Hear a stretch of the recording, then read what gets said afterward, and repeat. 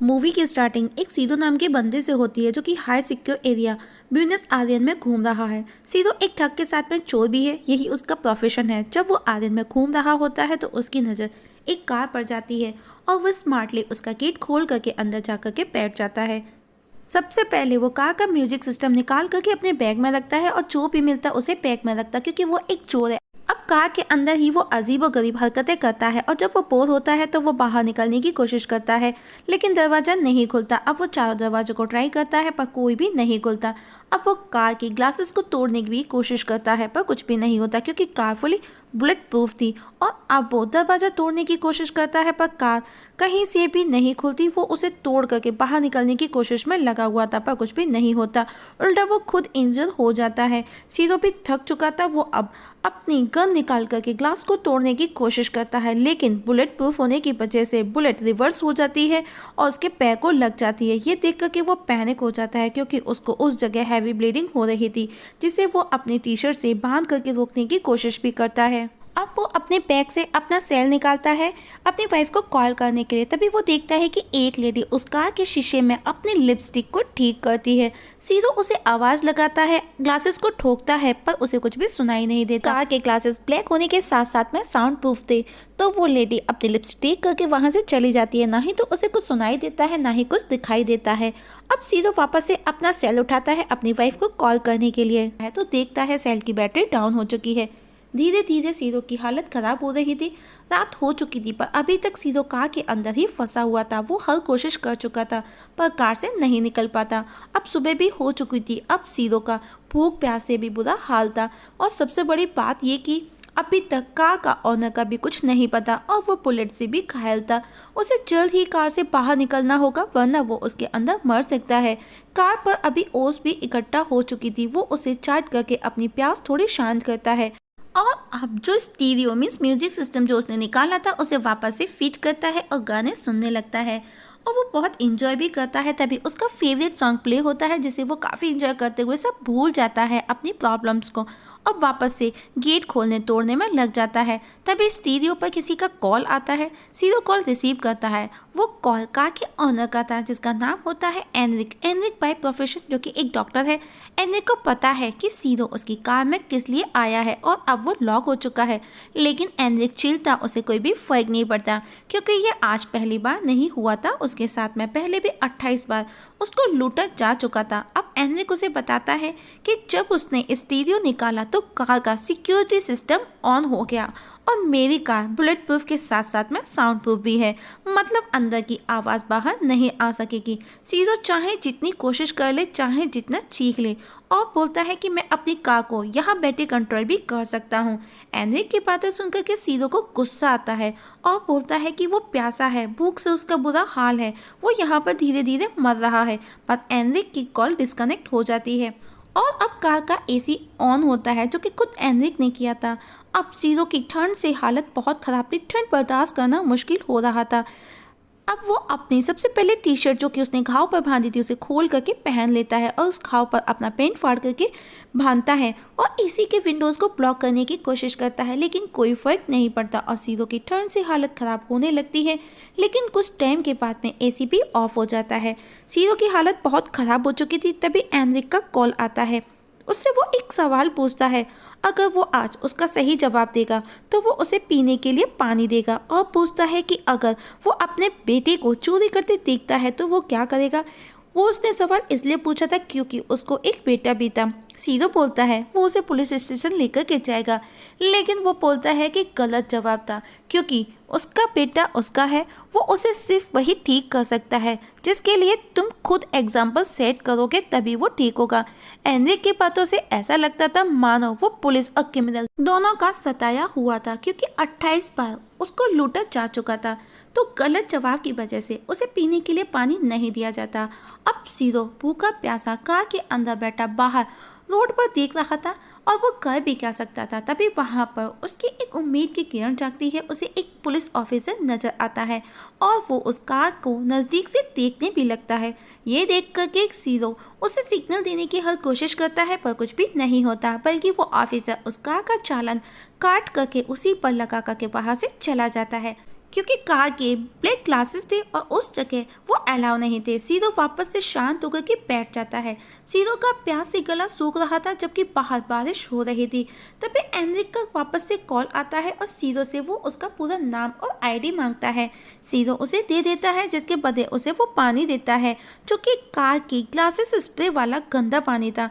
लेकिन उसके पास में कोई और ऑप्शन भी नहीं था और उसका प्यास से भी बुरा हाल हो रहा था और वो उसे बिना सोचे समझे पी लेता है। हालांकि उसकी तबीयत बिगड़ सकती थी। अब वो थोड़ा रिलैक्स फील करता है। वापस से रात होती है और सीधो कार के अंदर बैठा बस लोगों को आते जाते देखते हुए सो जाता है। नेक्स्ट डे जब एनरिक का कॉल आता है और आज भी कल की तरह वो निराश उदास था, तभी एनरिक का कॉल आता है तो वो उसे बताता है कि उसे गोली लगी है, साथ ही उसे फीवर भी है। सीधो को लगा एनरिक एक डॉक्टर है जिसे भगवान का दूसरा रूप मानते हैं, वो अब एनरिक को हेल्प करेगा, वो उसे छोड़ देगा। पर ऐसा नहीं होता, बल्कि वो कार का हीटर ऑन कर देता है। अब हीटर ऑन होने की वजह से सीधो की हालत और ज़्यादा खराब होने लगती है। फर्स्ट तो उसको घाव भी था, सेकेंड उसको फीवर भी था। सीधो को देख करके ऐसा लग रहा था कि कोई जानबूझ करके उसे टॉर्चर कर रहा हो। कुछ देर बाद में हीटर भी बंद हो जाता है। अब सीधो को कार की ड्रॉवर में ही कार की एक मैनुअल मिलता है। वो उसे पढ़ने लगता है लेकिन उसमें उसके काम का कुछ भी नहीं मिलता सिवाय उसके पेपर के। तो वो उन्हें खाने लगता है क्योंकि उसके पास में और कोई ऑप्शन भी नहीं था और वो 3 दिन से भूखा था। और अब पेपर खाने के बाद में उसे प्यास लगती है पर उसके पास में पानी भी नहीं था जिसके लिए वो खुद का यूरिन पीता है।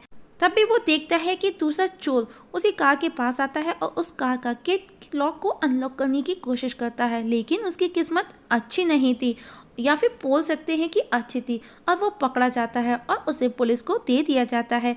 सीधो ये सब बेटा कार में देख रहा था। रात वापस से होती है, वापस से सुबह होती है। एनरिक का कॉल आता है और बताता है कि वो उसकी फैमिली से मिला, इवन उसने $1,00,000 भी दिए। और आज एनरिक बहुत खुश था इसलिए वो उसे खाने के लिए चॉकलेट भी देता है और वो चॉकलेट कार में ही कहीं छिपी हुई थी जो कि उसे खुद को नहीं मिली थी, सिर्फ एनरिक के बताने पर उसे मिलती है। और आज इतनी कोशिश करने के बाद में सीधो कार में छोटा सा होल भी कर लेता है लेकिन उससे उसकी आवाज़ भी बाहर नहीं जाती। और इस जगह हमको ये पता चलता है कि वो चोरी करने के साथ साथ में लोगों को मारता भी है, मतलब वो एक किलर भी है। और अब तक उसने 5 लोगों को मार डाला है लेकिन फिर भी वो आ जाता और सीधो वही बंदा था जिसकी उसे तलाश थी। रात को जब वो बैठा था तो कार का स्टार्ट का बटन दबा रहा था। जिस टाइम पास में कुछ और था भी नहीं उसके पास में करने के लिए, पर तभी कार स्टार्ट हो जाती है। ये देखकर कि वो शॉक्ड और खुश भी था, लेकिन वो देखता है कि कार ऑलरेडी रिवर्स गियर में थी तो वो उसे एक पोल से ले जा करके मार देता है जिससे कि ग्लास टूट जाता है और सीधो बाहर निकल करके सीधा एक रेस्टोरेंट में जा करके खाने लगता है क्योंकि वो 3-4 दिन से भूखा और प्यासा था। उसकी हालत भी ख़राब थी लेकिन उसके पास में देने के लिए उसके बदले पैसे नहीं थे और जब फेटा उसे पैसे मांगता है तो वो उसे शूट करके मार डालता है। हम देखते हैं कि ये सब सीधो का सिर्फ एक सपना था। वो नींद से जाग जाता है और आज वो अपने बेटे को भी बहुत मिस कर रहा था। तभी वापस से एनरिक का कॉल आता है। वो उसे बोलता है उसे ऐसे नहीं जीना। अब वो सुसाइड करने की कोशिश करता है लेकिन वो नहीं कर पाता जो कि बहुत मुश्किल था। तभी एनरिक उसके सामने आ जाता है और कार में आकर के सबसे पहले वो सीधो से उसकी गन लेता है और बातें करता है। तभी एनरिक को किसी का कॉल आता है। एनरिक कॉल अटेंड कर बातों में बिजी हो जाता है। तभी सीधो मौका देख करके उसे शूट कर बाहर निकलता है, पर अब वो इतना कमजोर हो चुका था कि वो लोगों के पास जाकर के उनसे हेल्प भी नहीं मांग सकता था, इसीलिए वो हवा में फायर करके हेल्प मांगता है। तभी एनरिक आकर के उसे हिट कर वापस उठा करके कार में ले जाने लगता है।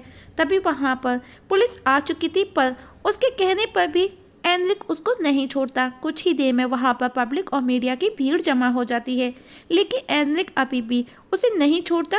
अब वहाँ पर जितने लोग उतनी बातें, कोई उसे छोड़ने का बोलता, कोई पकड़ने का बोलता, कोई मारने का बोलता। इवन खुद पुलिस भी यही कहती है कि उसको मारने से तुमको कुछ भी हासिल नहीं होगा, वो एक आखिर है तो इंसान ही। पर एनरिक किसी की भी नहीं सुनता। वो अभी भी सीधो पर गन पॉइंट किए था, पर जल्द ही एनरिक को समझ आ जाता है कि सीधो को छोड़ने के बाद में उसका क्या होगा, उसके साथ में क्या किया जाएगा। अब वो एनरिक को तो छोड़ देता है पर खुद वापस से अपनी कार में जाकर के हंसते हुए बैठ जाता है और तभी जोरदार धमाके के साथ में कार और एनरिक दोनों ब्लास्ट हो जाते हैं। ये देखकर के वहाँ मौजूद लोग पैनिक हो जाते हैं। सीधो को भी अरेस्ट कर लिया जाता है। सब कुछ नॉर्मल हो जाता है और हमें पता चलता है कि कुछ ही दिनों में सीरो को भी रिहा कर दिया जाएगा। सवाल अब ये आता है कि एनरिक ने खुद को ऐसे क्यों खत्म कर लिया। फर्स्ट तो उसे 28 बार में लूटा गया और जब खुद उसने चोर को पकड़ा तो लोगों की नज़र में वो दोषी और गलत बता दिया गया। पर उस सिचुएशन में लोगों को सीरो बेचारा और एनरिक को दोषी बता दिया गया।